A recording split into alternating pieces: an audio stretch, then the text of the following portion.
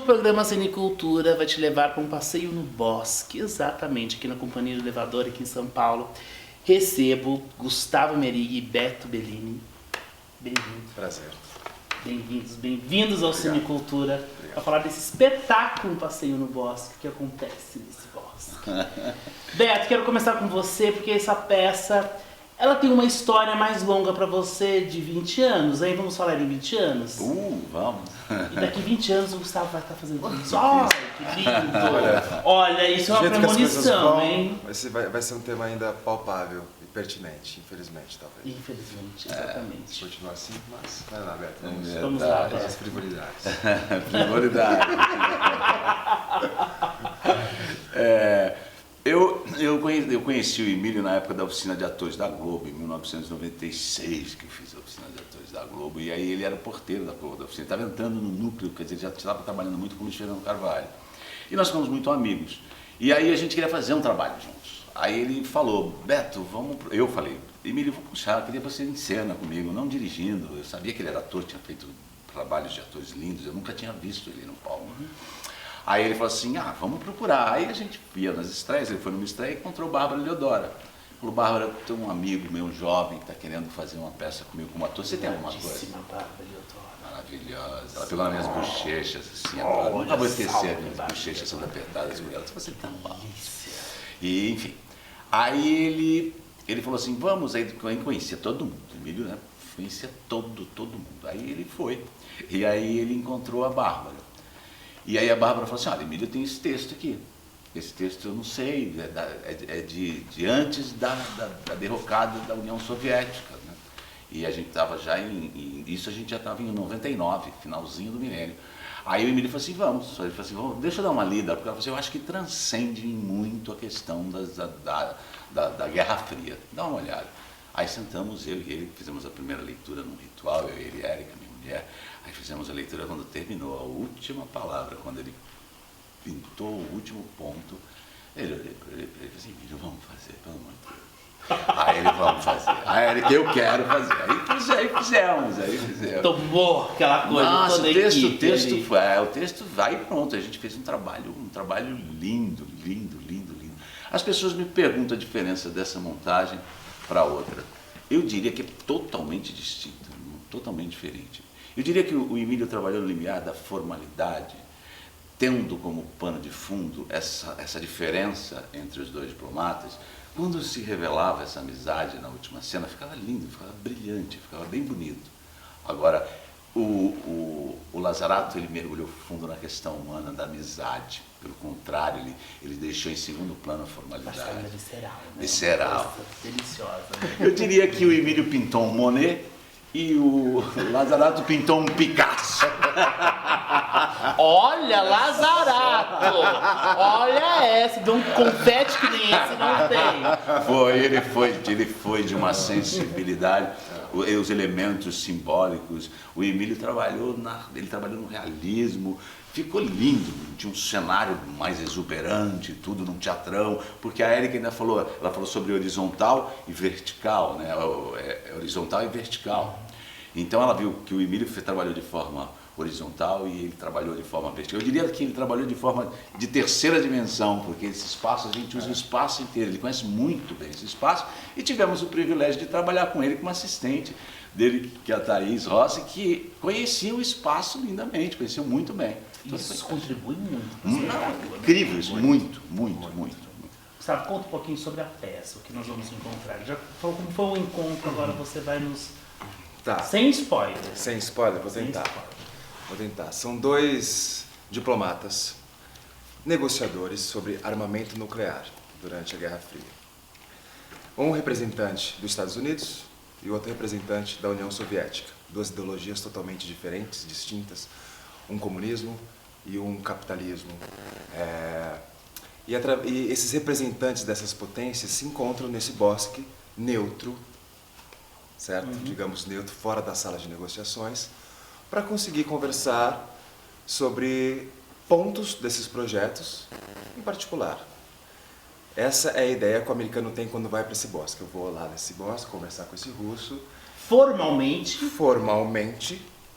mesmo estando no bosque, provavelmente vou conseguir um acordo com ele.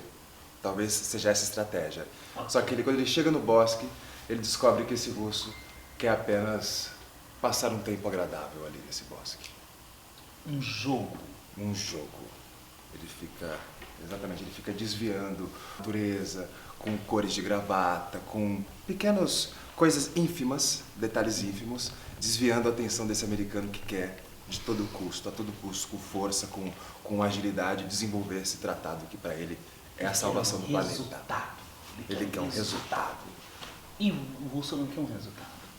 Ele está cansado de toda essa política em torno de determinados assuntos?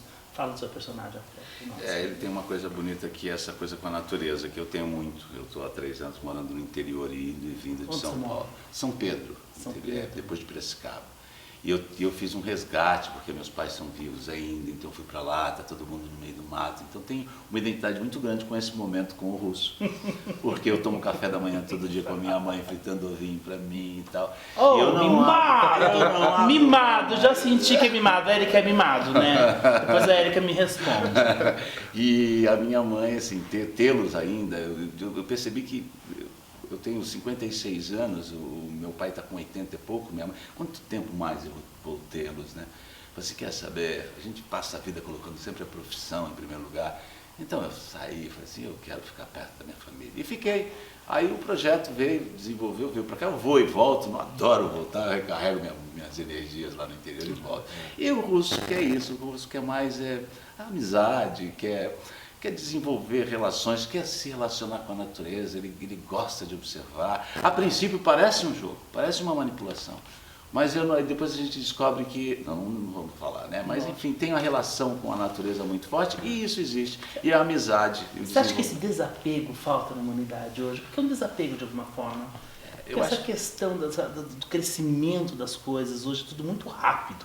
A informação ela é muito rápida. E a pressa é maior ainda, como do próprio americano. Ele quer ter pressa, quer ter objetivo, quer resolver e virar as costas e embora. Que é o império que nos cerca hoje, é assim que a gente... Exatamente. Eu acho que existe uma grande confusão entre consequência e objetivo, causa, efeito, essas coisas. Eu acho que fama, prestígio, sucesso, prazer teria que ser consequência de uma busca, de um caminho, de uma trajetória. As pessoas têm o dinheiro como objetivo, as pessoas têm a fama, o prestígio, sabe, é tudo muito como objetivo, como deveria ser consequência. O objetivo seria tratar bem o planeta, tratar bem a sua... fazer muito bem o que sabe fazer, para tentar estar a serviço da humanidade. Então a gente está vivendo um momento que está todo mundo a serviço de si mesmo. Escravizado. E se destruindo, é uma autodestruição, porque as pessoas ficam se punindo, e eu me identifico nisso. Também, eu falo as pessoas, eu falo nós. Então eu cheguei nesse momento que eu falei assim, cara, eu coloquei a vida, então uma hora eu perguntei se eu tinha colocado o teatro na minha vida ou minha vida no teatro, eu não sabia. Então eu tive a sensação de que eu falei, tem coisas mais importantes, tem momentos mais importantes. Então, por exemplo, esse processo para mim foi de um prazer, não houve um pedido, não houve uma discussão, não houve a gente tem uma relação tão bonita, eu com eles, éramos 4 só, eu, Thaís, Gustavo e o Lazarato.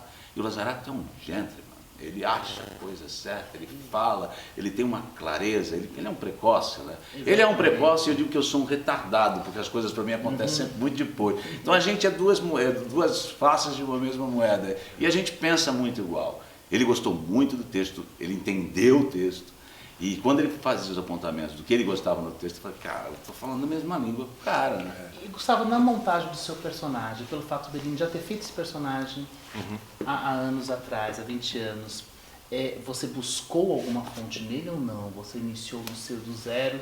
Gerou o que ele espera do meu personagem, é aquilo que ele viu, como que foi esse processo, que é uma coisa curiosa de se imaginar. É bem curioso. E é uma coisa que é no decorrer do processo, né? Vai se apontando caminhos, né? Primeira dificuldade, assim, acho que o primeiro objetivo era falar esse texto bem, porque é uma peça com muitas palavras, verborrágico. É uma tradução da Bárbara de 88, então é um português um pouco mais rebuscado, digamos assim, no bom sentido.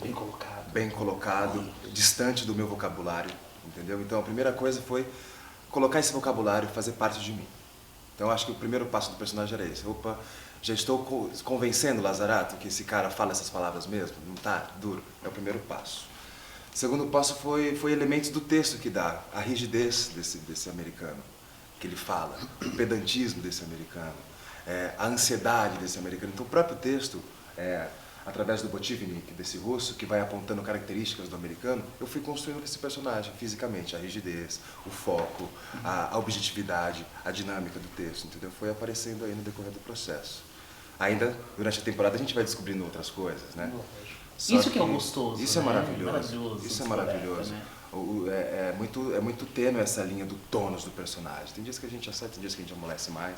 Agora, o Beto me deu a liberdade de fazer o meu caminho, assim, totalmente, né? Ele me passou bastante informação da época, muitas informações, assim, de como foi o processo dele com o Emílio, e isso naturalmente ajuda, né? A gente começa a guardar nas caixinhas e começa a entender um pouco mais, vi algumas fotos. De alguma forma, ele revive tudo isso, né? Como a gente estava conversando em off aqui, né? Toda essa questão, relembrar, reviver todo aquele processo. E tem uma coisa engraçada que no início do processo, eu falando no texto, ele ficava olhando para mim, falando no texto. Aquele ventríloco do lado! Será que eu tô ficando velho demais para fazer teatro? Essa. Imagina se tem um microfone e pega tudo, né? Senão eu não vou poder mais segurar. Eu não podia trocar uma palavra, eu falei, essa palavra não é essa não, essa palavra não é. Foi. Tem Não é isso. Você falou errado. Ele olhava pra mim. Impressionante. Que ótimo isso, gente. Eu acho que esse encontro em cena de vocês vai bem mais além do que dos personagens, né? Muito. A gente é amigo há quase 10 anos, é isso, né, Gustavo? Sei lá quanto tempo, mas ele já fez meu filho em cena, né? Assim, ele falou o meu texto que eu escrevi. E eu escolhi ele, assim, eu estava ali na praça, lá na época, eu olhei assim, falei, cara, estava escalando, eram os atores para minha peça, e eles ficavam andando ali na praça. Na noite, aí eu olhei, ele estava namorando com uma menina que ia fazer um trabalho comigo. Aí eu falei assim, vem cá, rapaz, você é ator, porque praça todo mundo é ator, Praça né? Roosevelt. Praça Roosevelt. Aí ele virou e falou assim, senhor, vamos conversar. Aí peguei ele veio, ficou, se dedicou, eu vi que ele tinha disciplina, ele tinha paixão, ele decorava o texto, chegava a dizer que um texto decorado, é incrível. Eu gostei muito da responsabilidade dele e os resultados depois, durante a temporada. Aí quando eu encontrei com ele no Eva Rez, dentro da Livraria Cultura, que é um espaço mágico, né? Aquela livraria é uma delícia. Hoje, aquele lugar é único. Tomei um café lá com ele, aí foi incrível. Aí eu falei, estava eu e a Érica saindo da livraria, estava tendo o lançamento do filme do Bortolotto. E a gente tinha ido assistir um filme lá, e a gente saiu, já estava aquele aglomerado. Você está indo ver o filme? Não, estou indo comprar um livro ali na livraria, e a gente encontrou. E aí está aqui hoje. E está aqui acontecendo. Eu lembro desse olhar, assim, que ele me viu. Acho que você estava em Casquete, você estava com essa peça já ali? Já não estava conseguindo dar o primeiro passo, né? Porque eu tinha passado por vários momentos. Como que é tratado um assunto como esse, tão assim, hoje não se fala mais nisso, gente? Tá efervescente, tá por aí. O Irã, o que está acontecendo, mudou-se os personagens, porém o assunto se mantém, né, de alguma forma. Na verdade, os personagens mudou, mas a história continua a mesma. Eu recebi um e-mail do Blessing que ele diz para mim, assim, que eu perguntei para ele se algum ator no mundo tinha feito os dois papéis, com 20 anos de diferença. Ele escreveu para você, eu não sei de nada disso, se você é o único e parabéns. Fico feliz de você estar interessado no jogo contínuo da minha peça de teatro, que infelizmente continua muito pertinente. Ele teve a oportunidade de assistir? Não teve. Eu conheci ele agora nessa, porque nessa que eu mandei um e-mail para ele, ele respondeu. E ele respondeu o e-mail super carinhoso, super interessado. Eu estou mandando material para ele da peça antiga e dessa. E ele falou isso, né? Foi muito bom. Que legal, que delícia. Incrível. Essa peça é engraçada porque ela mostra a importância da diplomacia, a importância do diálogo. Independente se a gente tem opiniões totalmente diferentes, ideologias totalmente diferentes, o diálogo é importante. É importante ouvir e rebater e debater. É importante. Mesmo que pareça que não vamos chegar em lugar nenhum, que a democracia é um caos, mas a gente não pode desistir. Não tem como largar a mão disso. Não tem como largar a mão do diálogo. É o único meio. Não existe outro. Não existe outro. Então essa peça mostra um pouco essas duas ideologias totalmente diferentes, embates, só que assim, eles dão pequenos passos, entendeu? Eles ainda mantêm um certo diálogo sobre uma destruição iminente do mundo. Se não existisse pelo menos esses dois aqui tentando amenizar essa corrida armamentista, para onde a gente ia? Nada é possível entre as nações, entre as instituições. Porém, tudo é possível entre dois seres humanos. Ai, que fechamento lindo! Obrigado por esse bate-papo tão gostoso. Obrigado. Obrigado, Foi nós. muito Receber bom. você aqui no nosso bosque, porque aqui é nosso bosque, né? Lindíssimo. Agora, você vai fazer o convite pro público, então, Gustavo? Eu faço convite. Vamos lá, sim. vamos lá. Gente, estamos aqui no Espaço Elevador, na rua 13 de maio 222, essa rua do Bexiga maravilhosa, cheia de restaurantes lindos. Mas antes, venha no teatro. A gente está aqui sextas, sábados e domingos, sextas e sábados, 21 horas, domingo às 18. Estamos aqui esperando vocês com um trabalho sério e muito dedicado e com muito carinho. Merda! Beijo. Merda. Todos.